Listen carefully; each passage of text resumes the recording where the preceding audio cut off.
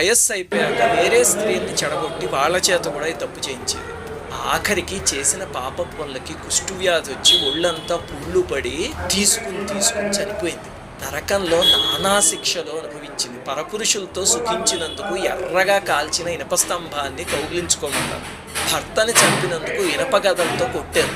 అత్తమామల్ని ఏడిపించినందుకు sesame కరిగించి నోట్లో చెవుల్లో పోసారు. ఇలా యాతనా శరీరంతో నానా శిక్షలు అనుభవించిన కర్కశ 15 జన్మలు పోయాక కుక్కగా పుట్టింది.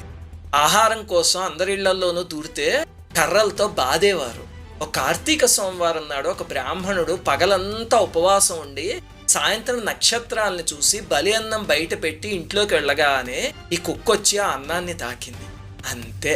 కార్తీక మాసంలో నివేదన చేసింది కదా, మరి దాని మహిమకి పూర్వజన్మలు గుర్తొచ్చాయి. అప్పుడు మనిషిలాగా మాట్లాడుతూ ఆ బ్రాహ్మణుడు వద్ద ఏడ్చి జరిగిందంతా చెప్తే ఆయన ఒక